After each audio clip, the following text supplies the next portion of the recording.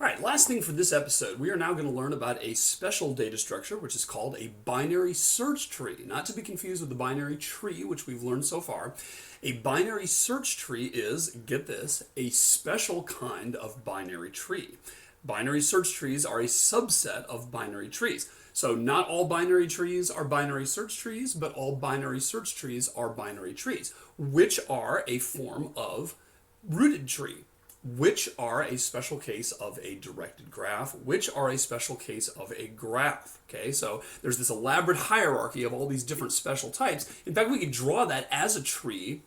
What if I said this here is the set of all data structures, one of which is the set of graphs. We also learned a couple more. We learned about stacks and queues.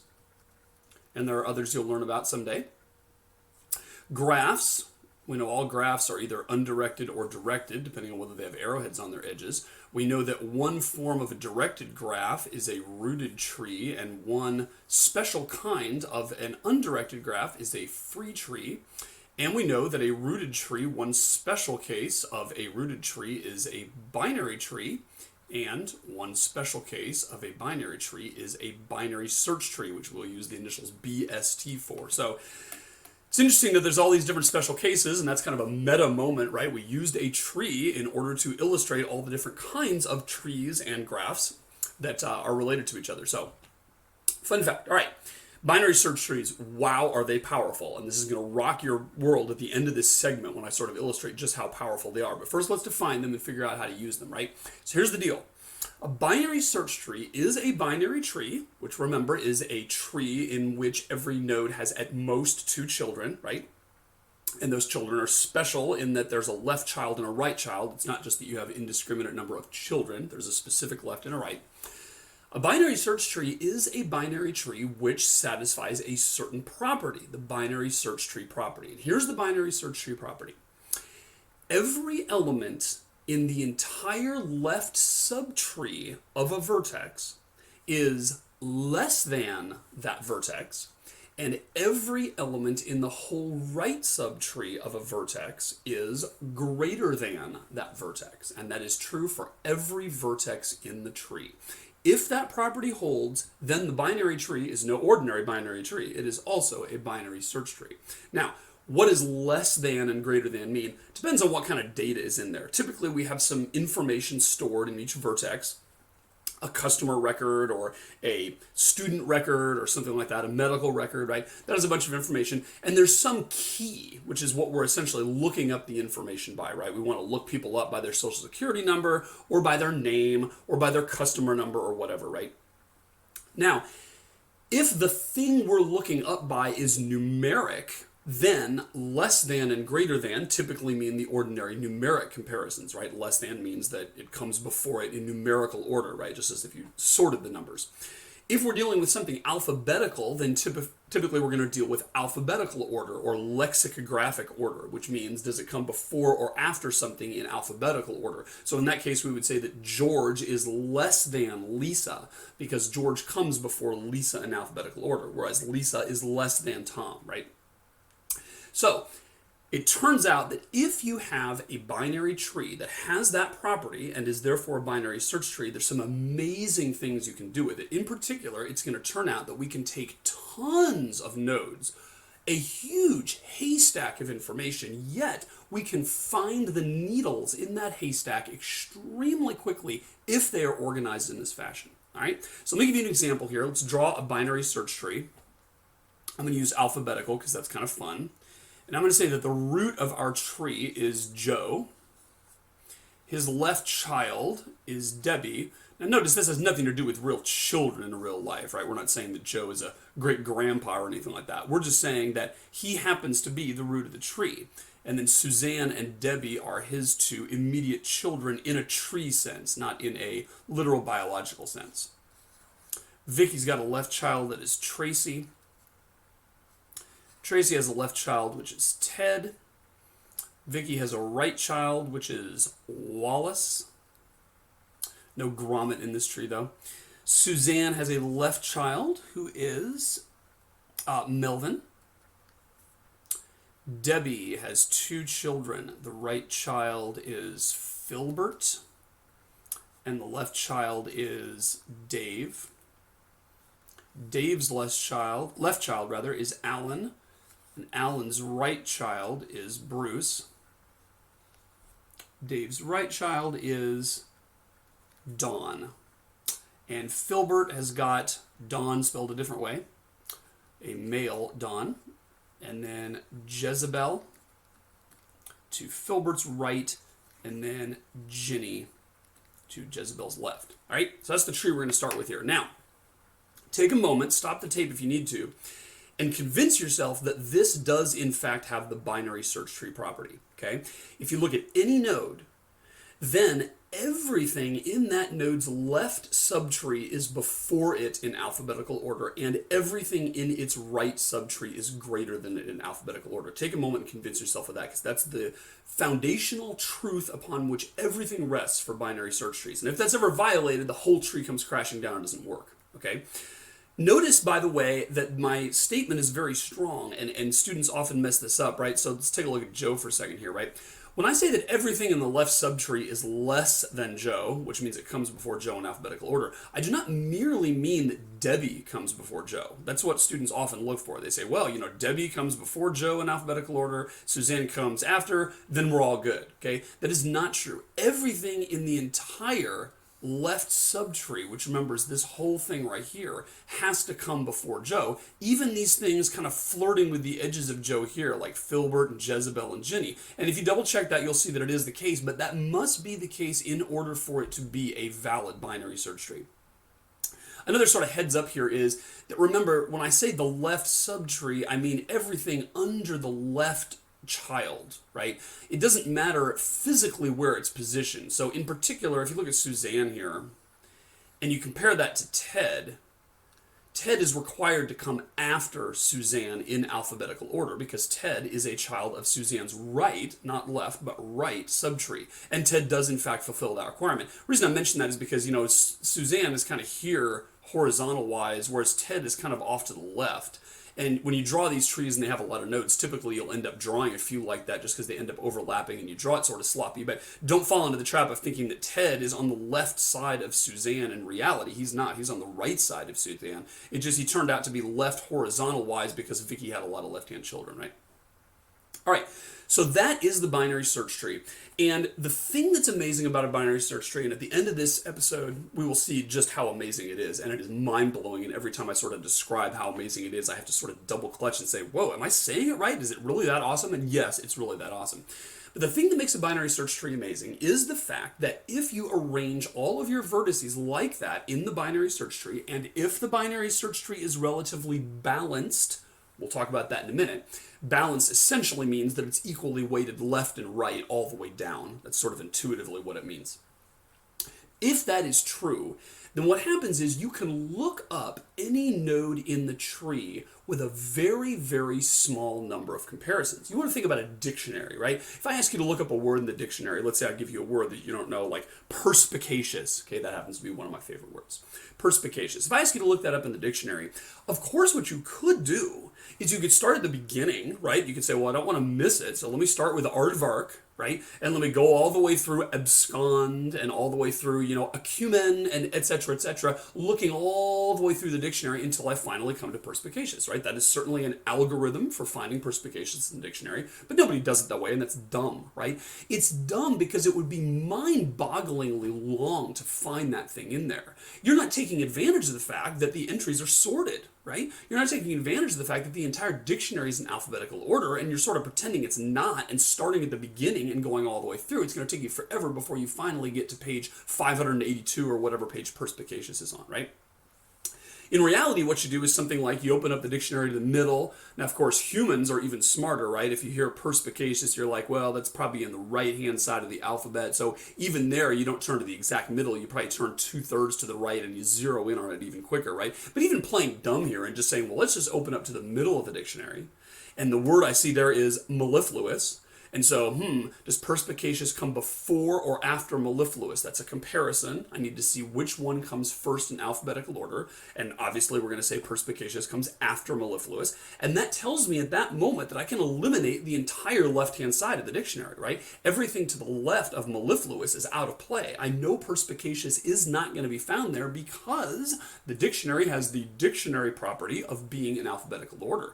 And therefore I can restrict my search to the right-hand side. So now I flip, to the 3/4 mark or whatever, right? I flip it halfway through the right-hand half, and I come across quiescent or some word like that, and I say, okay, perspicacious is less than quiescent in alphabetical order, therefore I need to go left. So again, I've eliminated the right half of the dictionary, and I restrict my search to the left half. And then I look up and it's nincompoop, and I say, I got to go to the right. And then it's, parasol, and I say, I got to go to the right again, right? And you zero in on that extremely fast. And you don't realize how fast it is because you've never looked up a word the dumb way, right?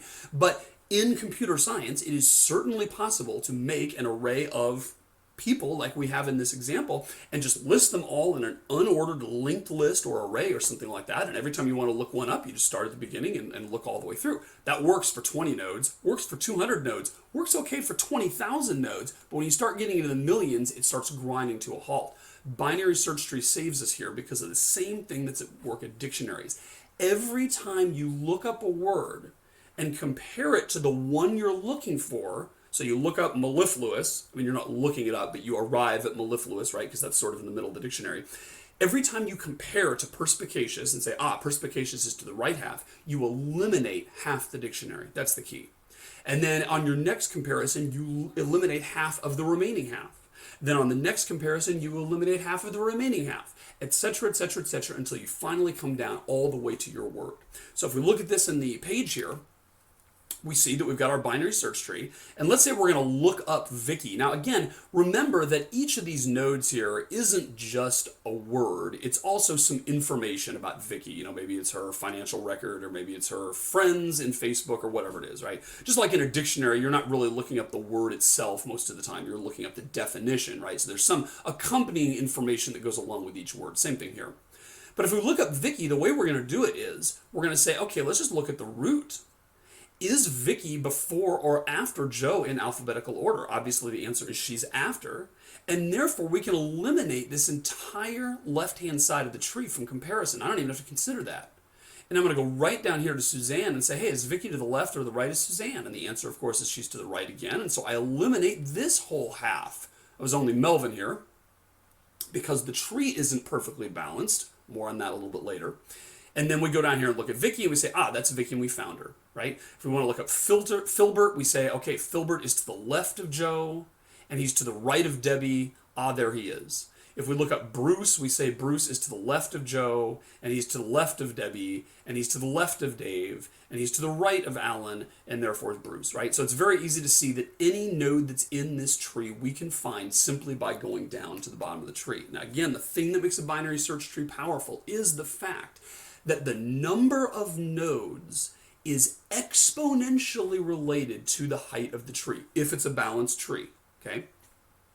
Exponentially related, which essentially means that I can have hundreds, thousands, millions, billions, even trillions of nodes in my tree, and yet the height of it isn't going to be that big. You would be shocked at how small the height is of a tree with 1 trillion nodes. It's like 30, 35, right? Nothing big. And doing 30 or 35 computers, man, comparisons rather, that's nothing in computer time, right? Comparing through trillions of nodes looking for Vicky would take forever, right? On average, you're going to have to look through half of them. You might get lucky and Vicky might be in the first half, or she might be even really close to the front, but on the other hand, you might get unlucky and she might be towards the back, right? So if you're just looking through a list that's unordered, you're on average going to have to look at half of them. And it turns out that really, really sucks if you have a lot of nodes. But if you have a binary search tree, you don't have to look through anywhere near half, and it's staggering. We'll look at this when we compare the performance of looking through an unordered list versus a binary search tree, just how big a deal it is, right? So it's really easy to look something up. Now, if you look back at this picture, It's also probably pretty clear to you that it's easy to insert something in this, right? Let's say we have a new person in our Facebook or in our university, or a new account in our company or whatever, and we're going to insert somebody. Let's say we're going to insert Stephen. The question is, where do we put Stephen? Well, we got to just look at the top and say, okay, is Stephen before or after Joe? Stephen has to be after Joe. Therefore, it would be death to store Stephen in the left-hand side of the tree, right? Because if we stored Stephen in the left-hand side of the tree, then later on when we go to look for Stephen, he's not going to be there. So we have to store Stephen in the place we're going to look for him later, which of course means the right hand of the tree. Is Stephen less than or greater than Suzanne? Obviously, Suzanne is greater than Stephen, right? ST comes before SU, so we're going to go to the left. Is Stephen before or after Melvin in alphabetical order? He is after, and therefore we're going to put him right here. So notice, whenever we insert someone into a binary search tree, that person will become a leaf. The person filters all the way to the bottom, right? Percolates to the bottom of the tree, and then becomes the leaf in exactly the place that we will look for him later. Let's insert some other Davies family members. Let's insert Ray, R-A-E. Ray is to the right of Joe, to the left of Suzanne, to the right of Melvin, to the left of Stephen, and so Ray is going to go right here. Let's insert Lizzie. Lizzie's going to go also to the right of Joe, to the left of Suzanne, to the left of Melvin, and since there is no one left of Melvin yet, that's exactly where she's going to go. Where is TJ going to go? To the right of Joe, to the right of Suzanne this time, to the left of Vicky, to the left of Tracy, to the right of Ted, and therefore TJ will end up right there. And lastly, Johnny will go to the right, A, B, C, D, E, F, G, H, to the right of Joe, to the left of Suzanne, to the left of Melvin, to the left of Lizzie, and then right here with Johnny. Funny, the Davies ended up kind of clustered together here. All of them ended up on the right-hand part of the tree, as it turns out. But that's where they all end up. So you might take a moment and just figure out where you would go in this tree, right? It's a pretty simple algorithm. You just kind of iterate down until you find the place where you'd go. Notice that as we add members to this tree, the tree can get unbalanced, right? We just added a bunch of people to the right because the Davies family names just happen to be on the right. And of course, you can tell that as you go through the tree, you're going to end up putting things in places that are not necessarily totally balanced. We could end up with a lopsided tree. And it turns out that if the tree gets too lopsided, that's a big deal. Because then we no longer have this property where the distance from the root all the way down to a leaf is small compared to the number of nodes, right? That's not going to be the case. You can imagine in the limiting case, what if you had a tree that looked like this? Here's the root. Let's say he only has a right side. And let's say that guy only has a right child. And let's say that guy only has a right child. Let's say that guy only has a right child. Let's say that guy only has a right child. You can clearly imagine a binary search tree like this, and it can be a valid binary search tree, but no longer is it the case that the height is way, way, way, way less than the number of nodes, because in this case, the height is actually equal to the number of nodes. So in order for a binary search tree to actually, strut its stuff, it needs to be relatively balanced like this. And we'll talk in just a minute about strategies for getting it balanced. Now, let's talk about deleting a node, right? Because of course, people leave Facebook and people drop their account and people graduate from the university, whatever this database is here. What's going to happen if someone leaves? That means we need to get rid of that node and yet still stitch up the tree so it is a valid binary search tree. And hopefully it's clear by now that if the thing isn't a valid binary search tree, it's hopeless, right?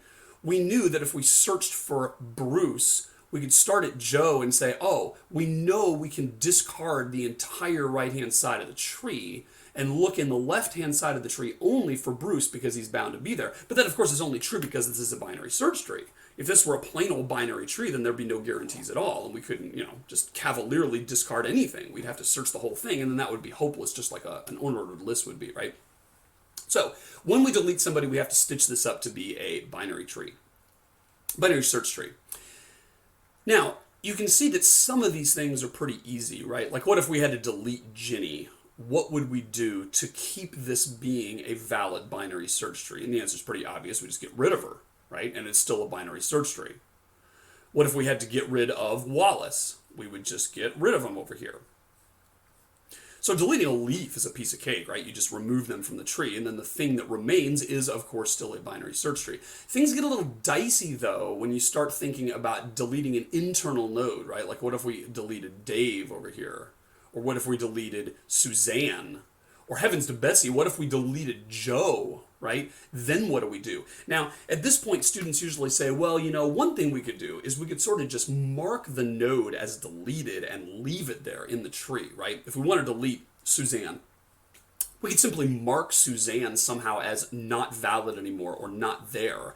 And then whenever we started looking for someone like Vicky, we would look for Joe, and then we'd go to the Suzanne node, and we'd say, oh, well, we know that Vicky's going to be right of Suzanne. Suzanne really is a phantom node at this point because she's no longer in the tree. But we can simply leave it there, and then that doesn't bother us with having to mess with the structure at all, right?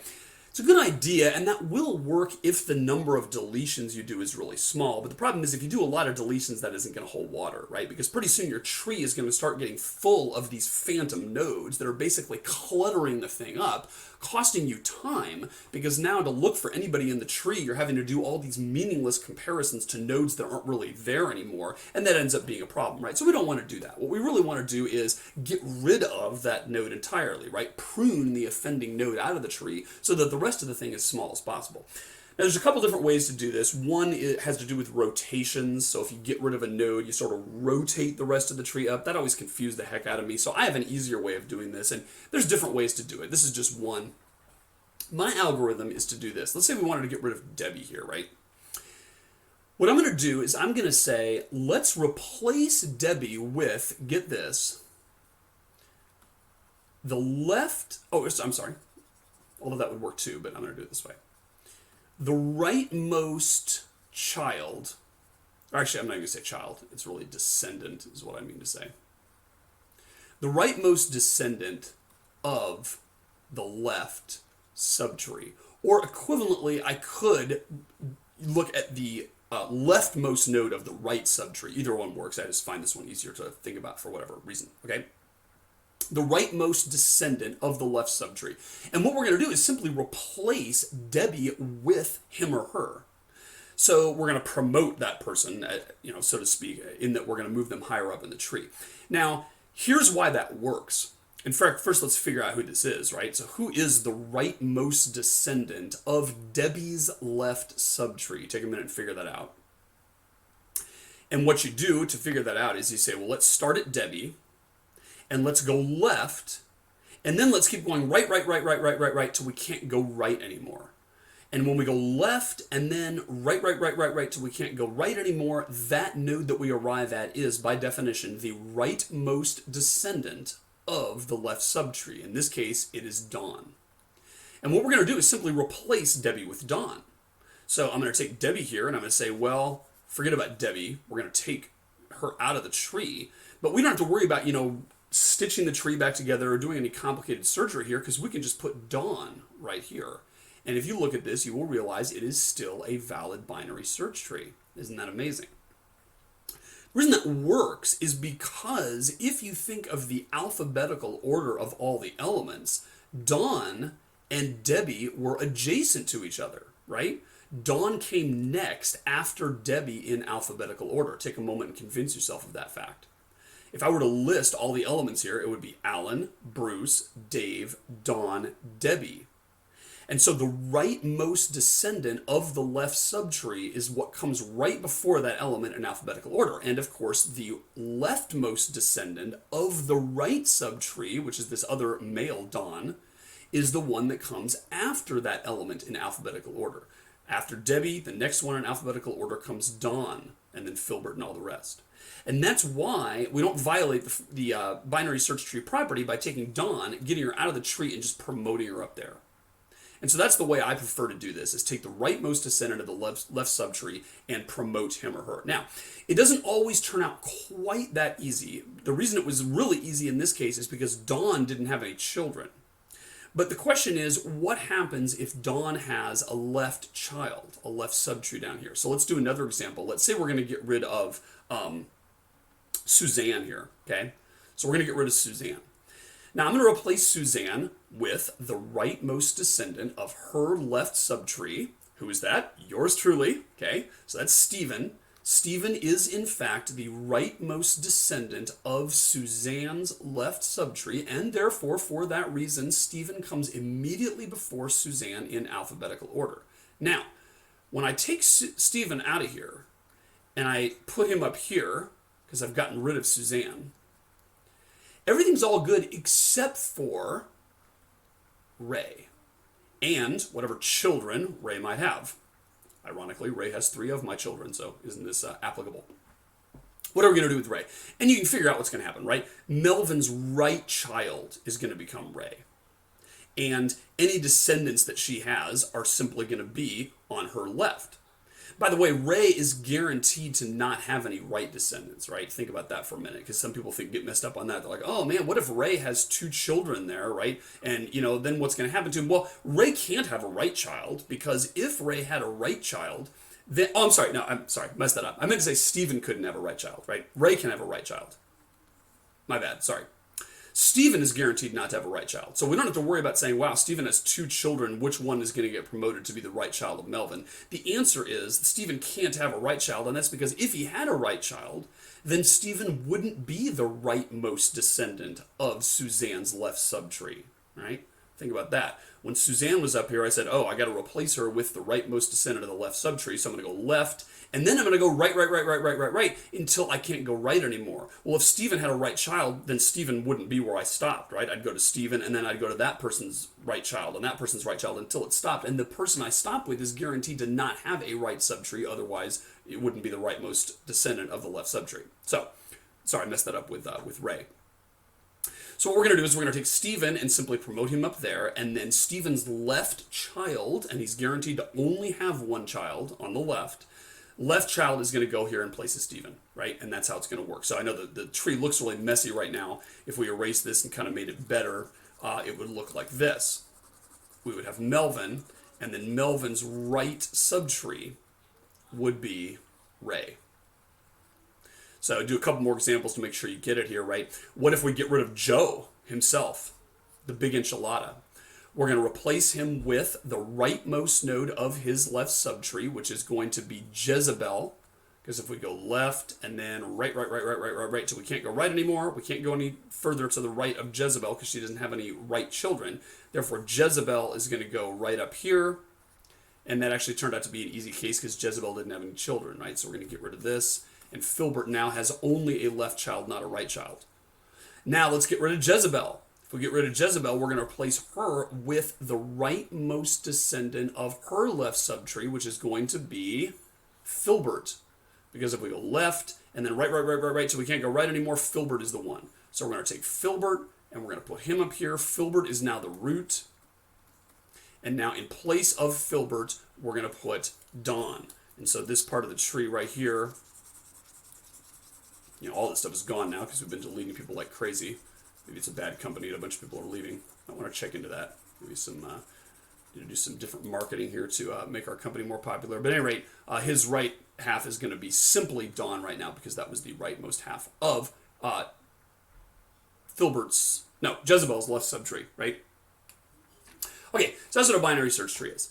And again, the magic happens because the distance from the root to any leaf is super short if the tree becomes balanced, right? Now let's talk about balance for a second.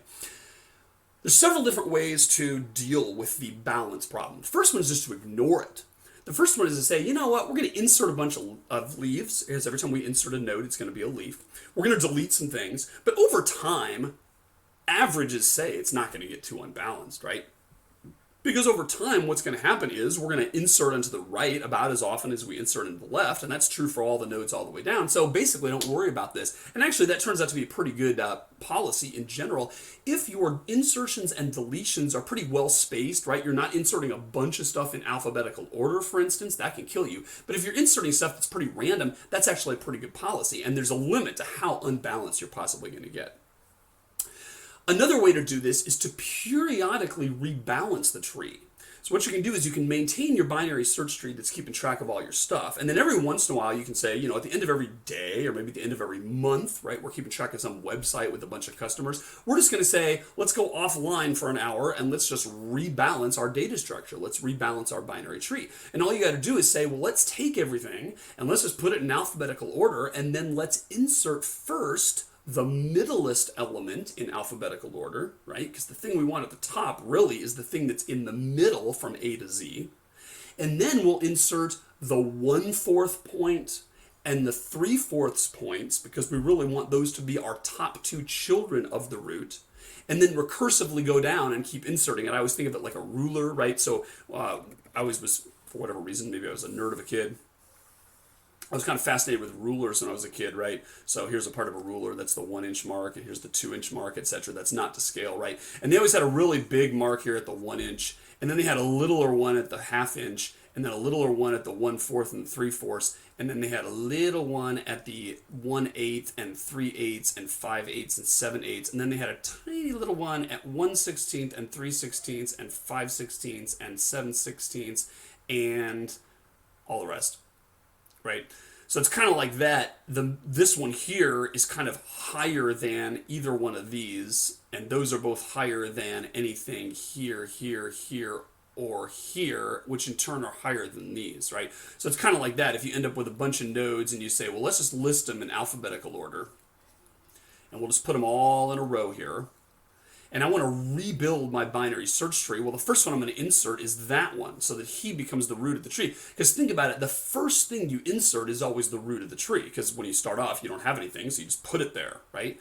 Then the next thing we want to insert is probably that guy, right? And then he becomes the left child of the root. Then let's insert that guy, so he becomes the right child of the root. Then let's insert that guy so he becomes there. And then let's insert that guy so he goes there. And then let's insert that guy so he goes there. And then let's insert that guy so he goes there, etc., etc. Just iterate all the way down. And if you do that, you'll end up with a perfectly balanced tree, right? Because you keep putting things in the right place. So we can basically periodically rebalance the tree. Note what you don't want to do. And, it might seem like, you could never get this thing too unbalanced. Well, the problem is sometimes you do something silly, like insert in alphabetical order. Let's say you insert that one first, then that one, then that one, then that one, then that one, right? So let's say you have them in alphabetical order, and this is Adam, and then Betty, and then Charles, and then Dana, and then Eustace, and then Franklin, etc., etc. If you insert Adam first, he becomes the root, right? Now, if you insert Betty, she's going to become the right child. Now, if you insert Charles, he's going to become the right child of Betty. If you insert Dana, we're going to say, well, that's to the right of Adam and the right of Betty and the right of Charles, so Dana goes there. You can see what's happening, right? This thing is going to be this spindly little string like we saw on the previous slide, and that is going to suck performance-wise, right? Because no longer is it the case at all that you're going to get this big benefit of only going from the top of the tree to the bottom, because that no longer is easy, right? So that's a reason why you don't want to insert in alphabetical order. So a couple strategies. One is to say, who cares? We're not going to get that unbalance as long as we're inserting pretty randomly. Another one is to say, let's rebalance the tree periodically. Another is to use a special data structure which augments the features of a binary search tree. There are several you'll encounter later on in algorithms class. One is called a red-black tree. Another one's called an AVL tree. Those are essentially binary search trees with special properties that don't allow it to get out of balance. Basically, when you insert a node, it's not just as simple as saying find where it goes and put it there. You also then right away prune the tree or rotate the tree or patch up the tree so that it's not more than a certain amount out of balance. So if you use one of those data structures, you pay a slight performance cost every time you insert because you may have to do a little reshuffling to keep it balanced, but in the long term, it's beneficial because you don't get the thing out of balance and therefore get the bad behavior for it, right? Okay, so that's binary search trees. One interesting fact about binary search trees, you will remember that we talked about different ways of traversing a tree, a binary tree. There was pre-order, post-order, and in-order. Let me make a binary search tree here. I'm going to use numbers now, so I'm going to say this is 19, and this is 11, and this is 17, and this is 5, and this is 29, and this is 21, and this is 356, right? So that's a valid binary search tree. Take a moment and convince yourself that it has the binary search tree property. The left-hand subtree of every node is less than the node, and the right-hand subtree all the way down of every node is greater than the node, right? So if we traverse this thing, and it's going to do this for practice because it's easy to get confused. If we traverse this pre-order, that's going to be 19, because the first thing we do is the root. Then we do 19's left subtree, which is going to be 11, and then 11's left subtree, which is 5, and then right subtree, which is 17. Now we're done with 19's left subtree, which was there, and now let's do 19's right subtree, which is going to be 29, the root of the right subtree, and then 21, his left child, and then 356, his right child. Those three are the right subtree of 19, therefore that is pre-order traversal. Post-order traversal, we postpone doing the root. So the first thing is we do 19, but we don't write it down. We do its left subtree first, which is 11, but we don't write it down. We do its left subtree first, which is 5. Then we go back up to 11, but we don't write it down because we do its right subtree, which is 17. Then we back up and do 11. Then we say, now we're back up to 19, but we don't write down 19 because we're going to do its right subtree first, which is going to be the 29 branch. Oh, but we don't do 29 yet because we're going to do its left subtree first, so we're going to do 21. And then we're going to go back to 29, but we're not going to write down 29 yet. We're going to do its right subtree, which is going to be 356. Then back up and do 29, and then finally we do 19. That is post-order traversal, because this was the left subtree, this was the right subtree, and this was the node itself. And lastly, let's do in order, which was the purpose of this example. If we do in order, we're going to do 19's left subtree first, which is 11. So now let's do 11's left subtree first, which is 5. Now let's do 11 itself, and now let's do 11's right subtree, which is 17. Now let's do 19 itself, because we've already done its whole left subtree. And now let's do 19's right subtree, which is 29, but we don't write it down yet because we do its left subtree first, then the node itself, then the right subtree, and this whole thing was 19's right subtree, right? Now the reason I bring this whole thing up is because look at that. It's in order. Get it? So if you traverse a binary search tree, certainly not a binary tree in general, right? But a binary search tree in order, then the nodes come out in order, right? Hence the name in order traversal. So fun fact, and also a good sanity check to make sure that you have satisfied the binary search tree property when you look at something like that, right? Great. Well, let's do some quick review. So here's a picture here I got on the screen. Is this a valid graph? The answer is no, because in a graph, every edge must connect exactly to vertices. This one over here is sticking up like somebody's hair who needs to get a haircut, and therefore it's not a valid graph. Let's trim that. Is it a graph now? The answer is yes, it is. It is a set of vertices and edges connecting them. Is it a tree, though? The answer is no, because we got this guy hanging out here not connected to anything. Remember that a tree is required to be completely connected, meaning every node is reachable from every other node. The 95 prohibits that. So let's get rid of it. Is it a rooted tree now? The answer is still no, because there's a cycle. Notice you can go from 10 to 16 to 17, back up to 10, around in a ring like that. A tree is prohibited from having cycles. Get rid of that edge then. Is it a rooted tree now? The answer is still no, because we got a cycle over here, 121 to 31 to 68 to 96 and back. Another way of saying that cycle thing, by the way, is that every node must have one and only one path back to the root. And you notice that if we start with 70 and examine its ancestry, we would go to 68, but then 68 has two parents, and you can't have two parents in a tree. Therefore, this is also not a rooted tree. Get rid of that edge. Is it a rooted tree now? And the answer is yes. At last, we have a tree. Is it a binary tree, though? The answer is no, because in a binary tree, every node can have at most 2 children, and this one here, like moi, has 3 children. Let's get rid of that middle one here, and now there is, in fact, a left and right child of 121. Now is it a binary tree? Answer is no again, because this guy over here, 215, has 3 children, 182, 195, and 185. Therefore, this is still not a binary tree. Get rid of that guy. Now do we have a binary tree? And the answer is yes, because every node has exactly 2 elements, which is what is required for a binary tree. Now, is it a binary search tree? Which, as you recall, needs to have this special property that every node is less than its entire right-hand subtree and greater than its entire left-hand subtree. Does this tree satisfy that property? The answer is no. You can tell that right off the bat, right? 121 is in fact greater than 10. That's good, but it is not less than 96. Therefore, at the very beginning, this does not satisfy the binary search tree property. Let's change 121 to 21. Now does it satisfy the binary search tree property? Answer is still no, because over here on the right-hand side, we still have problems. We've got a 215, which is greater than 182, which is required, but is not is not less than 185. Therefore, this still does not satisfy the binary search tree property. So let's change that node. We get a 518. Now, at last, does this satisfy the binary search tree property? And the answer is no. This one gets a lot of students, especially because I think they tend to only look at the immediate children of each node.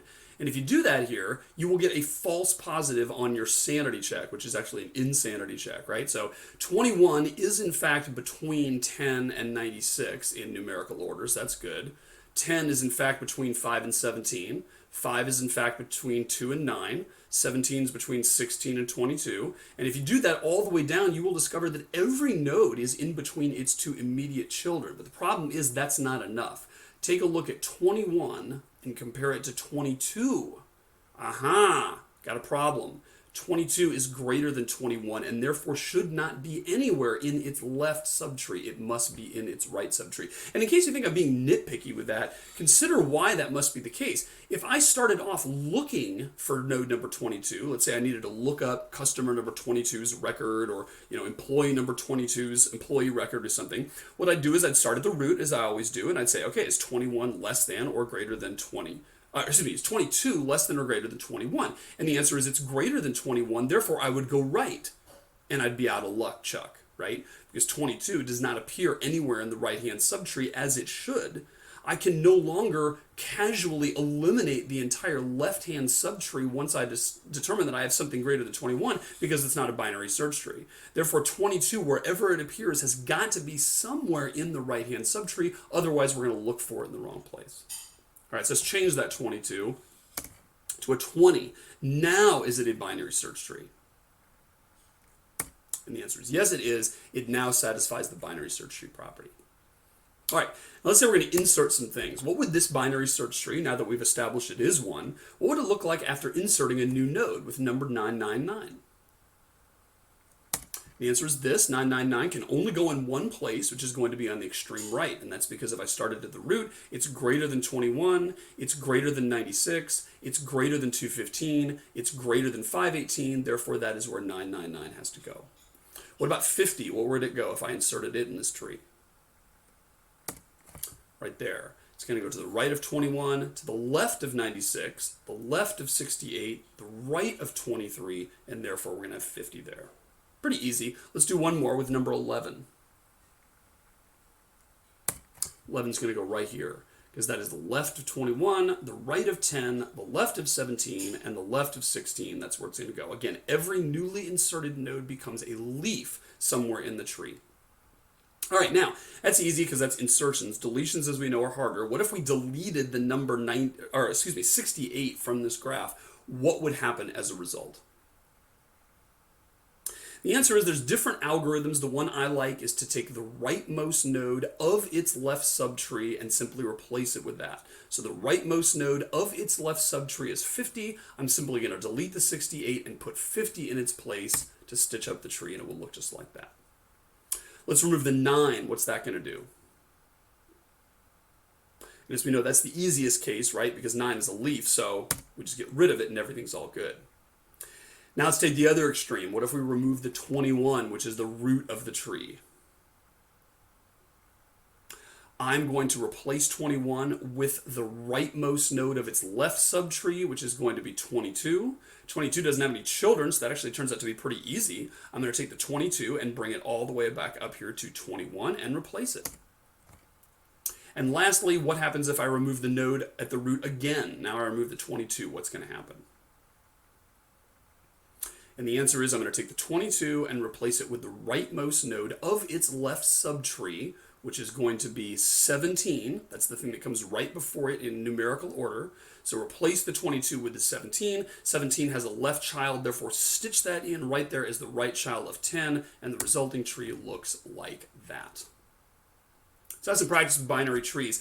Hopefully I've given you some idea of why they're cool and why they're so amazing. Let me just put a sort of a fine point on that right before we end this episode. I want to sort of break this down. Here's something that students have a hard time getting their head around. All people do, right? Because the terms million, billion, trillion, those all sound like, big numbers, right? I mean, a million, yeah, that's a lot. And a billion, sure, that's a lot. It's hard to appreciate how different those things really are. A million is nothing remotely close to a billion, right? It's much different from a billion than one is from 100. No one would mistake one for 100. And yet the difference between 1 and 100 is much smaller than the distance between a million and a billion. Because a million is 1,000 times different than a billion instead of just 100 times, right? So astronomically different. So here's what I want to do.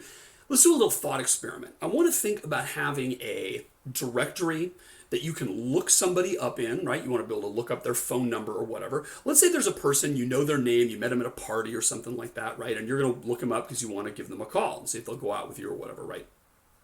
Now, imagine this is at UMW, or, we have about 4,000 students at our institution. If you're at a different school, calibrate as necessary. But let's just say we have, for sake of example, 4,000 different students. Now, I want to compare two things. The first thing is, if we just had all 4,000 students in an unordered directory where we couldn't take advantage of any of this alphabetical order stuff, and what we're going to do is just sort of start at the beginning and just go through looking for Jezebel Simpson or whatever the person's name is that we want to look up, and we're just going to run our finger through the page. Now, the question is, how big is 4,000? Even 1,000 is hard to get our head around, right? But let's do a little thought experiment here. Suppose you had 4,000 names. How many could you fit on a page, do you figure? If you look at a page of text and you have a pretty small font, usually it ends up being about like 60 lines. That's kind of a good rule of thumb. So maybe 60 entries on a page with the name and the number next to them. Let's round it just so we can kind of do this easily as more of a back of the envelope thing. Let's say you could fit 100 names on a page. It's kind of a lot, and that'd be a really small print, right? But imagine a page of fine print where you were fitting 100 names and their corresponding telephone number. And these are unordered, so you can't just kind of say, oh, let's look for the S's for Simpson or anything like that. You just are forced to kind of go through in order. All right, how big a directory would that be then? Well, we've got 4,000 names, and we can fit 100 per page. That means we're going to have 40 pages in our directory, right? So 40 pages, maybe they're printed front and back, right? So you've got a little stapled thing. It's not too bad, right? Because if we do that and we sort of go through and we look, scanning down the page, on average, we're going to look at 20 pages. 20 pages of fine print. It's not so bad. On average, we're going to go through about 2,000 names, which is 20 pages front and back of fine print all the way down worth of names. All right, it's going to take us a while. Now think about what if we did this in a binary search tree, though.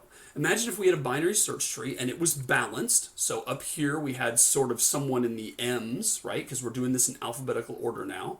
And then over here we've got, the children, and over here we've got the children, and over here we've got the children of the children, and the children of the children of the children, right? This thing looks like this. Question is, how tall is this tree? What is the height of this tree? Because we know to find anybody, we're just going to have to go to the right, and then the right, and then the left, and then the right, and then the left. It's only the height of the tree that we have to go down. So the question is, if we are going to have a tree that is 4,000 nodes big, how tall is that tree going to be if it's balanced? Well, you remember that the number of nodes is kind of sort of equal to 2 to the height, right? I'm glossing over some details because there's a +1 in there and stuff. But if we just want to get a back of the envelope calculation, basically it's 2 to the height, which is going to give us a certain number of nodes. So the question is, how big does h have to be in order for n to be 2,000? Or equivalently, 2,000 is going to be approximately 2 to the what? What is h going to be? And if you work that out, it turns out that 2 to the 10 is about 1,000, which actually turns out to be a good rule of thumb. If you have something that's 10 bits big, it ends up being about a kilobyte. If you have 2 to the 10 bits, there can be a kilo different numbers of of entries you can have in that thing, right? So 1,000 is about 2 to the 10th. And then if you multiply 1,000 by 1,000, you get 2 to the 20th. 2 to the 20th is 1,000 by 1,000, so that's going to be 1,000,000, right? So that's much more than we would need. So if 2 to the 10 is 1,000, then we've got 2 to the 11 is about 2,000, right? Because 2 to the 11 is 2 times 2 to the 10th. Let me actually write that out because some students have trouble with that, right? 2 to the 11th is the same thing as 2 to the 1 times 2 to the 10.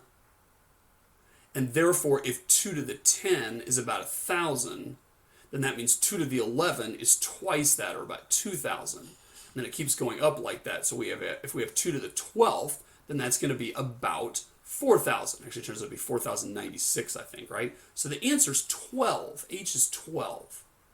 So if you have a binary search tree that has 4,000 nodes in it, its height is going to be about 12, which means if you're looking up Jezebel Simpson and you're looking her up by means of an intelligent binary search tree, you only have to do 12 comparisons to find her.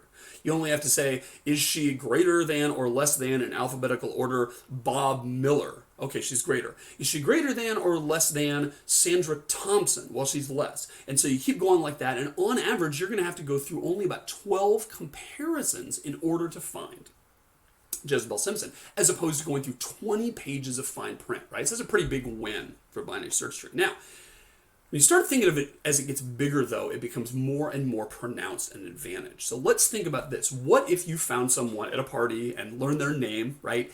And you had to look them up in a directory of the entire world, okay? The planet Earth. Now, let's just assume for a minute, which of course is not true. Let's assume everyone has a unique name, right? Of course, there's lots of people named John Smith. In fact, there's a lot of people named Stephen Davies, just how I spell it. There's actually a Facebook group, funny enough, called My Name is Stephen Davies, spelled exactly the way it is. And the only way you can be in that Facebook group is to have your name spelled exactly the way mine is, right? So kind of an interesting thing people do with their time.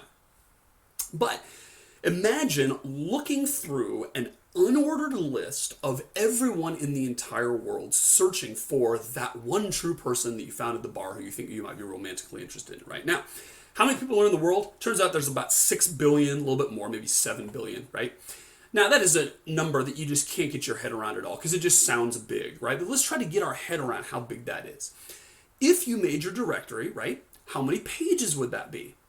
Well, if you have 6 billion people and you can fit 100 names in your fine print where it's really small, maybe 9-point font or 8-point font, kind of listing everyone with their phone number right there, and you can fit 100 on a page, you're going to have 6 billion divided by 100 pages, right? So let's kind of work that out with a calculator here. Let's start with 6,000,000,000,000. That's how many people there are in the world, about 6 billion people.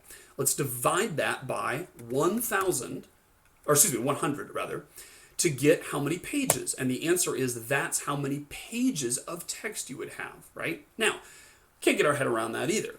So how big is that number, 6 followed by a bunch of zeros? Well, let's think in terms of textbooks, right? Think about a big, thick, juicy textbook, right? Like you'd get for biology class or freshman psychology class that's full of all these chapters and endnotes, and it's got all these case studies and sample problems and all that kind of stuff, right? These textbooks are far too big in my opinion, but let's take it as a sort of a word picture, one of those, right? A book like that's got around 1,000 pages to it, right? Some are more, some are less, but one of these big, thick, honking books that you spend, $150 on or whatever at the beginning of the semester, it's got about 1,000 pages in it, right? So how many textbooks would this directory be? Let's take our number here, which is 6 followed by a bunch of zeros, and let's divide by 1,000 to get the number of textbooks.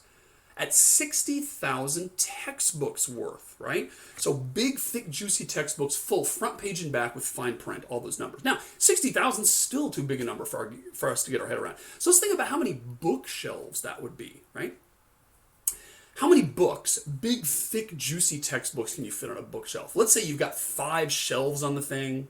Let's say you can fit, 10 books across, maybe that's a small bookshelf. Maybe you can fit 20 books across, right? So if we got 20 books across by 5, then that's going to be 100 books you can fit on a bookshelf, right? So let's take this number here that we got and divide it by 100, 600 bookshelves worth of these big, thick textbooks. That's what we're talking about.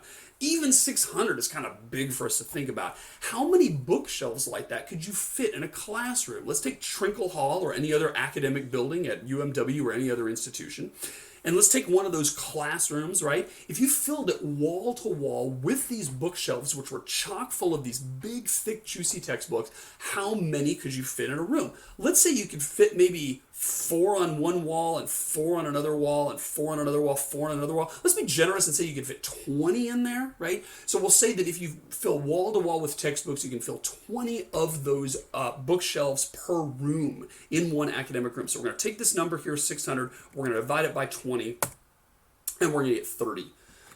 30 rooms. Now that's something we can get our head around, right? Imagine an academic building with 30 different classrooms. Trinkle Hall's only got, half dozen or a little bit more different classrooms in the bottom floor, right? So imagine it was only classrooms, no offices or like that, and we're filling up all the floors, right? So all of Trinkle Hall, all of these rooms are filled with nothing but bookshelves worth of big, thick, juicy textbooks, floor to ceiling, wall to wall, each one full of 1,000 pages of totally fine print, 100 names per page, front and back, thin paper, right? That is what would be required to hold a database of every person in the world. And now imagine you met Jezebel Simpson at that party, and you were going to look her up by means of starting in the first room and opening up the first book on the first bookshelf of that first room and going down the entire first page in order and the back of it and the next page and the back of it and the next page and the back of it.